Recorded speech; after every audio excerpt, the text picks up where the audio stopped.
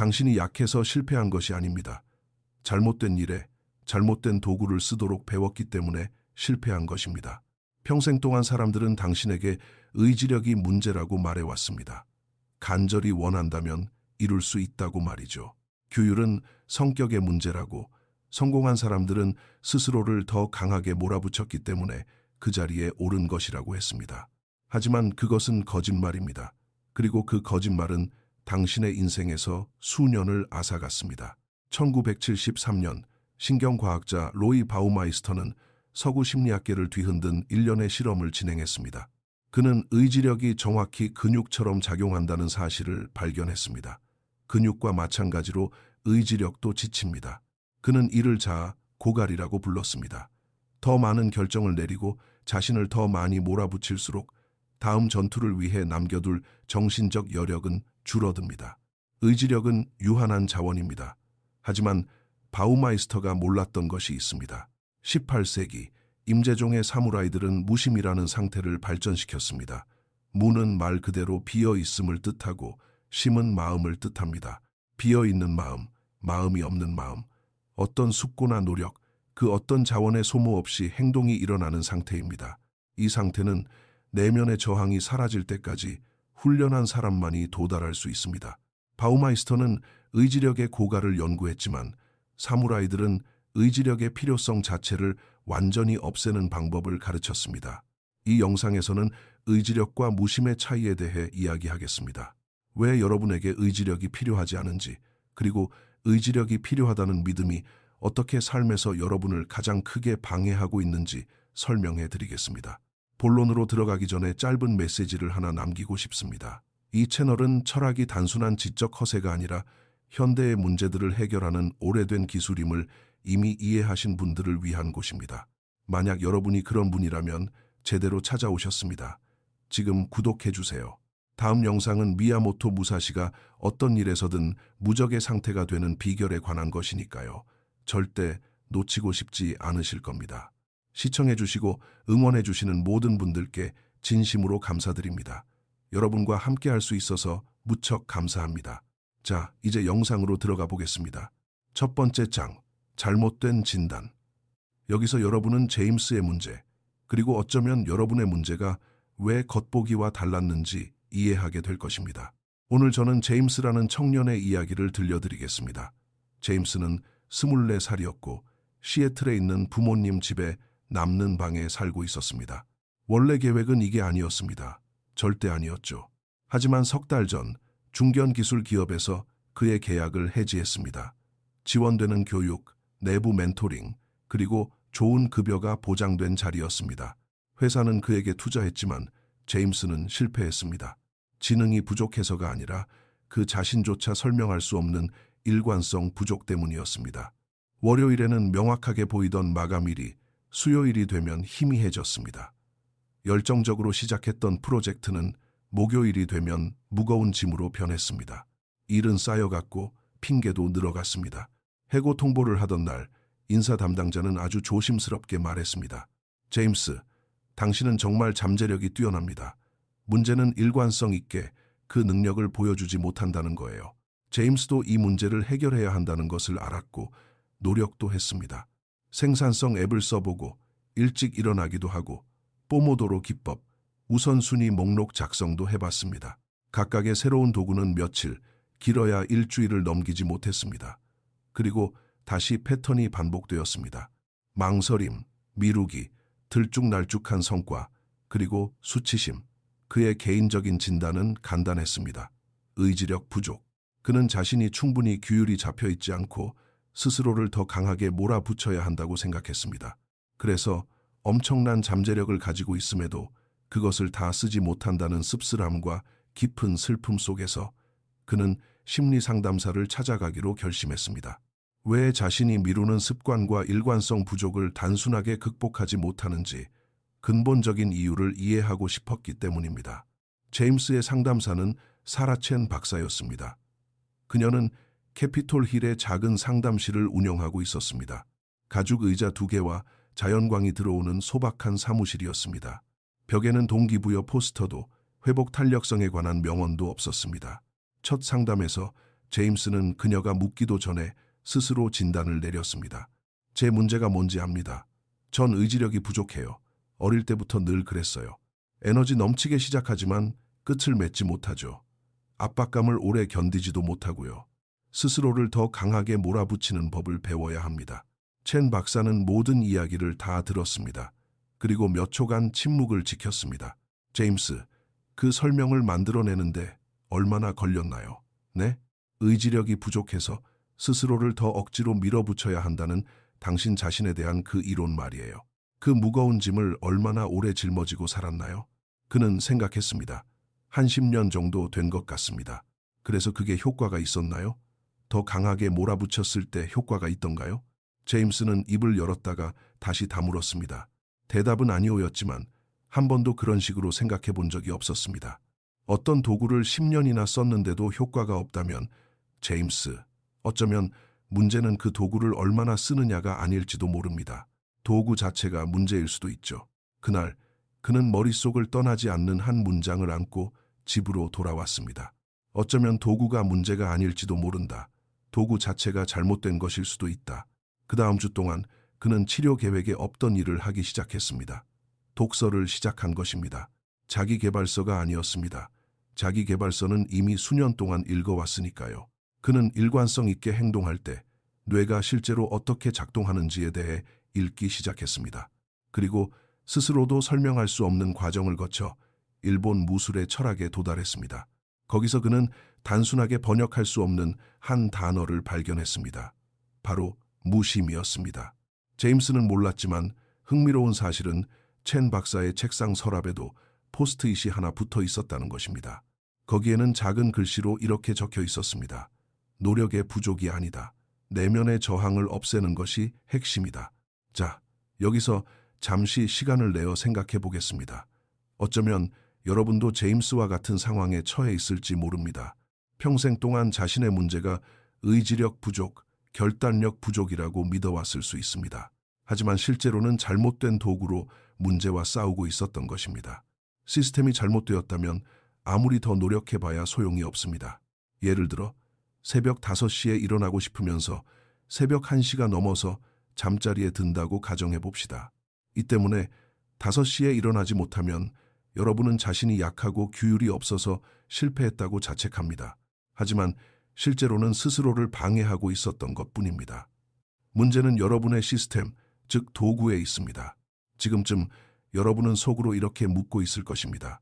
그렇다면 무심이 이 문제를 해결하는데 어떻게 도움이 된다는 걸까?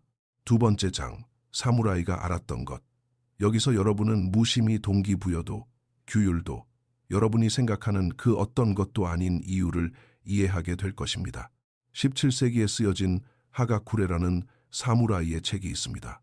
군주가 죽은 후 수도원의 은둔 생활 속에서 생의 마지막을 보낸 야마모토 츠네토모가 구술한 책입니다. 이 책에서 츠네토모는 서구의 평론가들이 깊이 이해하지 못하는 내용을 적었습니다. 완벽하게 맑은 상태에서는 공격하는 자와 공격받는 자, 행동과 행동하는 자 사이에 구분이 없다. 이것은 시가 아닙니다. 신경학적 상태에 대한 정확하고 기술적인 설명입니다. 사무라이가 전투에서 무심의 상태에 도달했을 때 신경계 수준에서는 다음과 같은 일이 일어났습니다. 의사결정의 주체가 전두엽에서 기저핵과 손회로 이동한 것입니다. 전두엽은 심사숙고하고 평가하고 선택지를 저울질하며 에너지를 소비하는 영역입니다. 반면 기저핵과 손회는 의식적인 통제 밖에서 작동하며 인지적 자원에 의존하지 않는 더 오래되고 빠른 뇌의 영역입니다. 전사는 공격하겠다고 결정하지 않았습니다. 단지 움직임이 일어났을 뿐입니다. 하지만 역사적 문헌에 명확히 기록되어 있고 대중들이 종종 왜곡하는 사실이 있습니다. 무심은 사무라이가 우연히 발견한 상태가 아닙니다. 영감도 아니었습니다. 그것은 카타라고 불리는 구체적이고 철저한 훈련이 만들어낸 예측 가능한 결과였습니다. 어떤 변형이나 지름길, 서두름 없이 수천 번 반복되는 움직임의 연속 말입니다. 카타는 움직임을 배우기 위한 것이 아니었습니다. 움직임에 더 이상 주의를 기울일 필요가 없도록 만들기 위한 것이었습니다. 더 이상 숙고할 것이 남지 않아 마음이 텅 비도록 하는 것이었죠. 훈련의 목표는 힘이 아니라 고요함이었습니다. 2009년 유니버시티 칼리지 런던의 연구자 필리파 렐리는 습관을 형성하는데 20일이 걸린다는 신화를 조용히 무너뜨리는 연구를 발표했습니다. 어떤 행동이든 20일이면 자동화된다는 이 대중적인 숫자는 경험적 근거가 전혀 없는 것이었습니다. 그것은 1960년대 한 성형외과 의사의 가벼운 관찰에서 비롯된 것이었습니다. 렐리의 연구는 96명의 참가자를 12주 동안 추적했습니다. 결론적으로 의식적인 숙고 없이 행동이 일어나는 진정한 자동화에 도달하는 데는 평균 66일이 걸렸습니다. 그리고 그것은 어떤 습관 추적 앱도 측정하지 않는 결정적인 변수에 달려 있었습니다. 그것은 빈도가 아니었습니다. 바로 내면적 갈등의 부재였습니다. 가장 빨리 자동화에 도달한 사람들은 스스로를 가장 강하게 몰아붙인 사람들이 아니었습니다. 저항이 발붙일 곳을 아예 만들지 않는 환경을 조성한 사람들이었습니다. 사무라이들은 이 과정을 장애물이 없는 마음이라고 불렀습니다. 현대 과학은 이를 기저핵의 통합이라고 부릅니다. 메커니즘은 동일합니다. 차이가 있다면 일본인들에게는 훈련 프로토콜이 있었고 서양 과학에는 설명만 있다는 것입니다. 제임스는 무심에 대해 읽으며 사흘 밤을 보냈습니다. 생산성 웹사이트가 아니라 무술에 관한 글들, 전투에 적용된 선불교의 분석, 말로 설명할 수 없는 것을 말로 설명하려 애쓰는 검도 마스터들의 인터뷰 기록을 읽었습니다. 거기서 그가 발견한 것은 예상치 못한 방식으로 그의 마음을 흔들었습니다. 모든 자료에서 패턴은 똑같았습니다. 무심은 목적지가 아닙니다. 소음을 제거했을 때 남는 것입니다. 그리고 제임스의 경우 그 소음에는 이름이 있었습니다. 그것은 작업을 시작하기도 전에 모든 작업을 평가하는 목소리였습니다. 그럴 가치가 있는지 결정해야 하는 중압감이었습니다. 해야 할 일과 하고 싶은 일 사이에서 끊임없이 벌어지는 내면의 협상이었습니다. 바로 의지력이었습니다. 자신이 해결해 주겠다고 약속한 바로 그 문제를 만들어내고 있는 그가 그토록 의존했던 도구 말입니다. 무심 철학의 중심에는 문헌에서조차 명시적으로 잘 다루지 않는 역설이 하나 있습니다. 마음을 비우려 애쓸수록 오히려 그 상태를 가로막게 된다는 것입니다. 시도 자체가 장애물입니다. 프로토콜은 더 열심히 노력하는 것이 아닙니다. 그것을 방해하는 요소를 제거하는 것입니다. 세 번째 장, 내면의 전쟁.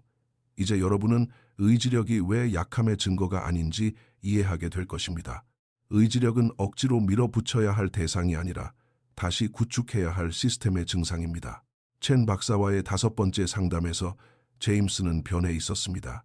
들뜨지 않고 차분했습니다.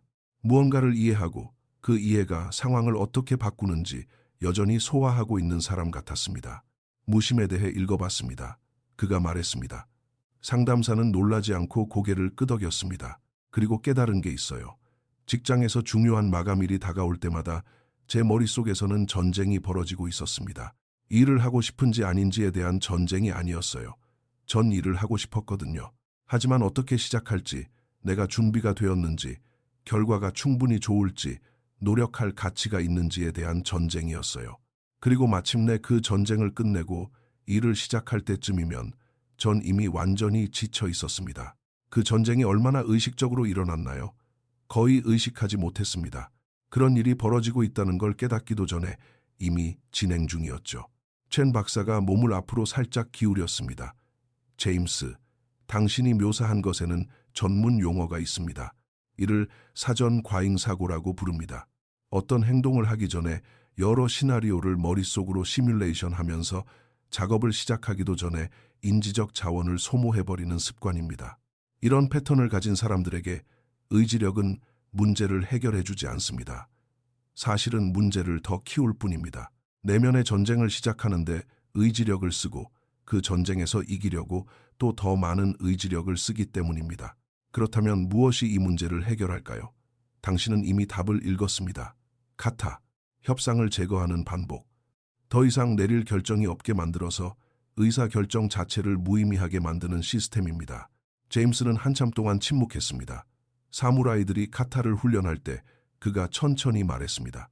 그들은 검을 어떻게 움직일지 배우는 게 아니라 검을 어떻게 움직일지 결정하는 법을 지워버리는 훈련을 했던 거군요. 정확합니다.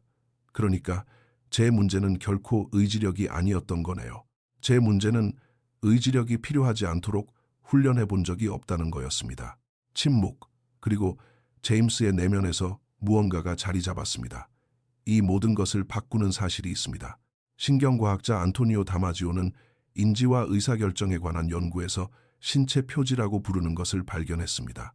이는 몸이 반복을 통해 발달시키는 감정적, 신체적 반응 패턴으로 의식적인 생각이 활성화되기 전에 행동을 유도하게 됩니다. 쉽게 말해 몸은 당신이 훈련시킨 것을 갈망하도록 학습합니다. 은유가 아니라 신경학적으로 말입니다. 감정과 동기를 담당하는 변연계는 충분히 반복된 행동에 대해 긍정적인 기대 신호를 보내기 시작합니다. 즐거움은 행동 후에 오는 것이 아니라 행동을 향한 움직임을 일으키는 방아쇠이자 충동으로서 행동 이전에 나타나기 시작합니다. 사무라이들은 이것을 마음이 없는 길이라고 불렀습니다. 그곳에 도달하면 스스로를 억지로 연습하게 만드는 것이 아니라 연습으로 자연스럽게 이끌리게 됩니다. 하지만 거의 모든 사람이 여기서 넘어집니다. 처음부터 그 상태에서 시작할 수는 없기 때문입니다. 그곳으로 이끄는 길을 만들어야 합니다. 그리고 그 길은 의지력의 문화가 설교하는 것과는 정확히 정반대의 것을 요구합니다. 네 번째 장, 21. 프로토콜. 이제 여러분께 프로토콜을 하나 알려드리겠습니다. 여기서 여러분이 이해해야 할 것은 20일이 습관을 만들어내지는 않지만 습관이 생기는 것을 방해하는 저항을 비활성화할 수는 있다는 점입니다. 첸 박사는 제임스에게 겉보기엔 너무 간단해서 진지하게 들리지 않는 지침을 주었습니다. 20일 동안 단 하나의 행동만 선택하세요. 안 할 핑계를 도저히 찾을 수 없을 만큼 아주 작은 행동이어야 합니다. 그리고 매일 같은 시간에 그 행동을 하세요. 잘했는지 평가하지 말고 결과를 판단하지도 마세요. 그저 실행만 하세요. 어떤 행동이냐고요? 그건 당신에게 달렸지만 3가지 조건이 있습니다. 무작위가 아니라 당신이 이루고자 하는 것과 관련이 있어야 합니다. 시작하는 데 드는 문턱이 0에 수렴할 만큼 아주 작아야 합니다. 그리고 시간, 맥락, 이미 루틴에 존재하는 기준점 등 명확한 방아쇠가 있어야 합니다. 제임스는 생각했습니다. 그가 잘하고 싶었던 일은 제품 개발, 기술, 사양서 작성, 분석과 종합과 관련된 것이었습니다. 매일 한 페이지씩 쓰겠습니다. 분석이든 아이디어든 기획서든 상관없이요. 매일 아침 7시에 한 페이지씩 쓰겠습니다. 좋습니다. 그리고 가장 중요한 지시사항이 하나 더 있습니다. 잘 쓰려고 노력하지 마세요. 올바르게 쓰려고 애쓰지도 마세요. 그저 앉아서 한 페이지를 채우기만 하세요. 성공의 기준은 퀄리티가 아니라 무언가를 만들어냈다는 존재 자체입니다. 제임스는 망설였습니다. 하지만 퀄리티에 신경 쓰지 않으면 실력이 늘지 않을 텐데요. 제임스, 이 프로토콜에서 당신은 글쓰기를 훈련하는 게 아닙니다. 당신은 협상의 부재를 훈련하는 것입니다. 무심은 탁월함에서 시작되지 않습니다. 의도와 행동 사이의 갈등을 제거하는 것에서 시작됩니다. 처음 엿새 동안은 이상했습니다. 제임스는 아침 7시에 노트를 펴고 앉았습니다. 한 페이지를 썼지만 항상 좋은 글은 아니었습니다. 때로는 파편적이었고 때로는 아무 연관 없는 아이디어들의 나열이었습니다. 하지만 그 페이지는 존재했습니다. 닷새째부터 그가 알아차린 것은 글의 질이 아니라 어떤 것의 부재였습니다. 시작하기도 전에 평가하던 목소리가 잦아들었습니다. 완전히 사라진 것은 아니었지만 볼륨이 줄어들었습니다. 신경계가 똑같은 반응을 5번 연속으로 받았기 때문입니다. 글을 써야 할 시간이 되면 숙고 없이, 무거움 없이, 내면의 전쟁 없이 그냥 앉아서 글을 쓴다는 것을 뇌가 학습한 것입니다. 열흘째가 되자 그는 알람이 울리기도 전에 자리에 앉아 있다는 것을 깨달았습니다. 15째에는 예상치 못했던 감정을 느꼈습니다. 빨리 시작하고 싶은 조바심이었습니다. 흔히 말하는 동기부여, 즉 쾌감이나 에너지, 열정 같은 것이 아니었습니다. 몸이 지금이 바로 그 순간이야 라고 보내는 신호였습니다. 다마지오가 설명했던 바로 그 신체 표지 말입니다. 변연계가 기대하는 법을 배우고 있었던 것입니다. 20일째 되는 날, 제임스는 알람을 확인하지 않았습니다. 할 일 목록도 확인하지 않았습니다. 스스로와 협상하지도 않았습니다. 그저 일어나서 커피를 내리고 자리에 앉았습니다. 그리고 한 페이지의 글이 쓰여졌습니다. 글을 다 쓴 후 그는 1분 동안 화면을 멍하니 응시했습니다. 방금 무슨 일이 일어났는지 깨달았기 때문입니다. 그 행동은 자신도 모르게 일어났습니다. 의식이 없는 상태가 아니라 의식의 간섭 없이 일어난 것입니다. 그것이 바로 무심이었습니다. 여기서 20일 동안의 훈련이 실제로 하는 역할과 하지 않는 역할이 있습니다. 20일은 습관을 만들어주지 않습니다. 신경학적 수준에서 진정한 습관이 형성되려면 더 오랜 시간이 필요합니다. 20일이 하는 일은 더 구체적이고 중요합니다. 초기의 저항을 침묵시키는 것입니다. 이 훈련은 당신의 신경계에 그 행동이 위험하지 않다는 것, 깊이 고민할 필요가 없다는 것, 그리고 의도와 실행 사이의 경로가 직진일 수 있다는 것을 가르쳐 줍니다. 사무라이들이 수년간 카타를 연습했던 이유는 내면의 고요함이 몇 주 만에 자리 잡지 않기 때문입니다. 20일은 목적지가 아닙니다. 무심이 가능하다는 것을 스스로의 신경계에 증명하는 첫 번째 경험입니다. 그리고 신경계가 이것을 한번 배우면, 즉 갈등 없이 행동하는 경험을 몸이 기억하게 되면 몸은 스스로 그 경험을 다시 찾기 시작합니다. 당신이 원해서가 아니라 훈련되었기 때문입니다. 선훈련의 역사적 기록에는 생산성이나 습관에 관한 서구의 논의에서 거의 등장하지 않는 세부 사항이 있습니다. 카타는 최대의 강도로 연습하는 것이 아니었습니다. 차분하고 정확하게 연습하는 것이었습니다. 육체적인 노력은 부차적인 것으로 여겨졌습니다. 중요했던 것은 주의력의 질, 즉 분산되지 않고 평가하지 않으며 불안해하지 않는 주의력이었습니다. 목표는 외부의 성과가 아니라 내면의 상태였습니다. 사무라이들은 현대의 신경과학보다 앞서 신경계가 당신이 무엇을 하는지뿐만 아니라 그것을 하는 동안 당신의 상태가 어떠한지도 함께 학습한다는 것을 이해하고 있었습니다. 5번째 장, 제임스가 발견한 것. 여기서 여러분은 무심에 대해 아무도 이야기하지 않는 반전과 자신과 싸우기를 멈출 때 무엇이 변하는지 배우게 될 것입니다. 해고된 지 석 달 후 제임스의 컴퓨터 폴더에는 67페이지 분량의 자료가 쌓여 있었습니다. 모든 글이 훌륭한 건 아니었습니다. 일부는 조각난 글이었고 일부는 결론 없는 분석이었습니다. 하지만 67페이지는 실제했고 그것은 글의 존재를 가로막던 장애물을 그가 치워버렸기 때문에 존재할 수 있었습니다. 그 장애물은 게으름이 아니었습니다. 규율의 부족도, 의지력의 부족도 아니었습니다. 그것은 바로 내면의 협상이었습니다. 그는 피상적인 자기 개발에 매달렸던 10년 동안 발견하지 못했던 자신에 대한 진실을 깨달았습니다. 그는 결코 의지력이 부족한 사람이 아니었습니다. 오히려 의사결정을 너무 많이 하는 사람이었습니다. 모든 행동이 너무나 철저한 평가 필터를 거쳐야 했기 때문에 행동으로 이어지더라도 이미 에너지가 고갈된 상태였던 것입니다. 문제는 힘의 부족이 아니라 내면의 마찰이 너무 심하다는 것이었습니다. 무심은 제임스에게 더 많은 의지력을 준 것이 아닙니다. 의지력이 낭비되던 곳 자체를 없애버린 것입니다. 첸 박사와의 마지막 상담 중 하나에서 제임스는 처음부터 마음속에 품고 있던 질문을 던졌습니다. 왜 사무라이들은 그것을 빈 마음이라고 불렀을까요? 무심의 상태에 있을 때 마음은 전혀 비어있는 것 같지 않거든요. 오히려 마음이 그 어느 때보다 더 또렷하게 존재하는 것 같습니다. 상담사는 그 질문을 신중하게 생각했습니다. 왜냐하면 비어있는 것은 마음이 아니라 소음이기 때문입니다. 무심은 의식의 부재가 아닙니다. 자아의 간섭이 없는 의식입니다. 마음은 온전히 존재하지만 일어나는 일을 판단하거나 충분히 좋은지 평가하거나 이 일이 일어나야 하는지 협상하지 않습니다. 그저 관찰하고 반응할 뿐입니다. 제임스는 조용히 듣고 있었습니다. 그러니까 의지력은 말 그대로 제게 필요한 것과 정반대되는 거네요. 의지력은 내가 해야 할 일과 하고 싶은 일이라는 충돌하는 두 가지 측면을 전제로 합니다. 어느 한쪽이 이기도록 강제하기 위해 존재하는 거죠.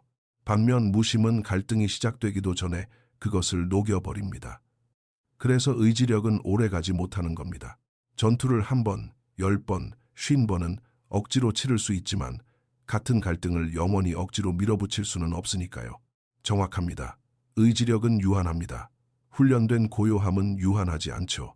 그 대화 후 2달 뒤 제임스는 더 작은 규모의 회사에 취직했습니다. 가장 화려한 자리도 애초에 원했던 연봉도 아니었습니다. 하지만 그는 망설임 없이 매일 출근했습니다. 예전에는 일 자체보다 더 많은 에너지를 소모하게 만들었던 그 내면의 협상 없이 말입니다. 매일 한 페이지씩 쓰던 습관은 그만의 작업 시스템으로 확장되었습니다. 한 지점에서 저항을 제거하면 인접한 다른 지점의 저항도 함께 녹아내리기 때문입니다. 어느 월요일 아침 한 동료가 무심코 말했습니다. 제임스, 당신은 내가 같이 일해본 사람 중에 제일 한결같은 사람이에요. 어떻게 그렇게 하죠? 제임스는 잠시 생각했습니다. 억지로 제 자신을 밀어붙이는 걸 그만뒀거든요. 동료는 혼란스러운 표정으로 그를 쳐다보았습니다. 제임스는 굳이 설명하지 않았습니다. 어떤 것들은 침묵 속에서 더 분명해지는 법이니까요. 무심에 대해 이야기할 때 아무도 언급하지 않는 사실이 있습니다. 61번의 결투에서 무패를 기록한 일본 역사상 최고의 검객이자 오륜서의 저자인 미야모토 무사시. 그는 생애 마지막 몇 년을 전투 훈련을 하며 보내지 않았습니다. 대신 그림을 그리고 글을 쓰고 서예를 연습하며 하루하루를 보냈습니다. 왜 검을 놓았냐는 질문에 그는 질문의 전제 자체를 수정했습니다. 나는 최고의 검객이 되기 위해 검술을 수련한 것이 아니다. 나는 마음이 방해받지 않을 때 어떻게 작동하는지 배우기 위해 검술을 수련했다. 무사시가 발견한 것, 그리고 그것을 명확히 보기 위해 수십 년의 전투가 필요했던 깨달음은 바로 검은 단순한 수단에 불과하다는 것이었습니다. 최종 목적지는 내면의 상태였습니다. 무심은 무술의 기술이 아니었습니다. 그것은 존재하는 방식이었습니다. 그리고 한 영역에서 이 방식을 배우고 나면 다른 영역으로 전이 됩니다. 제임스는 매일 아침 7시 백지를 마주하며 무심을 배웠습니다. 무사시는 오늘날이라면 아무도 살아남지 못할 잔혹한 전투 속에서 그것을 배웠습니다. 형태는 다르지만 메커니즘은 동일합니다. 훈련의 본질은 언제나 고요함이었습니다. 누군가를 지배하는 것은 항상 부차적인 문제였습니다. 세 가지가 남습니다. 의지력은 미덕이 아닙니다. 그것은 분열된 시스템의 증상입니다. 스스로를 억지로 몰아붙여야 한다면 당신 안에 두 자아가 전쟁을 벌이고 있는 것입니다. 그리고 내면의 전쟁은 더 강한 힘으로 이길 수 없습니다. 전쟁은 그 갈등이 자라나는 토양 자체를 잃었을 때 비로소 해결됩니다. 무심은 재능이나 깨달음이 아닙니다. 특정한 프로토콜이 만들어낸 예측 가능한 결과입니다.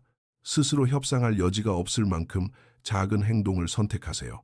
매일 같은 상황에서 품질을 평가하거나 결과를 판단하지 말고 그것을 실행하세요. 20일은 습관을 만들어주지 않습니다.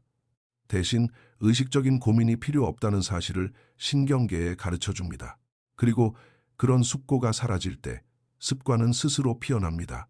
제임스의 문제는 결코 힘의 부족이 아니었습니다. 마찰이 너무 많았을 뿐입니다. 어쩌면 여러분의 문제도 마찬가지일 수 있습니다. 제임스는 지금도 시애틀에 살고 있습니다. 손님방은 이제 그만의 개인 사무실이 되었습니다. 67페이지의 글은 남들에게 잘 설명하지는 않지만 그가 매일 실행하는 작업 방식이 되었습니다. 첸 박사와의 마지막 상담에서 그녀가 했던 말을 그는 여전히 가슴에 품고 있습니다. 당신은 자신을 통제하는 법을 배운 게 아닙니다, 제임스. 당신은 자신과 싸우는 것을 멈추는 법을 배운 겁니다. 그것은 완전히 정반대의 접근이었지만 그에게 정확히 효과가 있었습니다. 성공하는 사람과 그렇지 못한 사람의 차이는 단순히 힘의 차이인 경우가 거의 없습니다. 진정한 차이는 전쟁터가 저 밖에 있는 것이 아님을 깨달은 사람들에게서 나옵니다. 그리고 그 승리는 무언가를 쟁취한 승리처럼 느껴지지 않습니다. 고요함처럼 느껴집니다. 여기까지 영상을 보셨다면 여러분은 이 어려운 개념에 끝까지 주의를 집중할 수 있다는 것을 이미 증명하셨습니다. 그것은 결코 작은 성취가 아닙니다. 구독을 눌러주세요. 다음에 이런 이야기가 필요할 때 여러분의 화면에 이 채널이 확실히 나타나길 원하실 테니까요. 이 길을 계속 걸어가고 싶으시다면 지금 화면에 뜨는 영상들 중 하나가 바로 여러분이 겪고 있는 상황을 위해 특별히 만들어진 것입니다. 지금까지 시청해 주셔서 감사합니다. 그리고 항상 기억하세요. 현재에 깨어 있으세요. 명예롭게 걸어가세요. 다음 영상에서 다시 만날 때까지 여러분의 길을 흔들림 없이 나아가시길 바랍니다.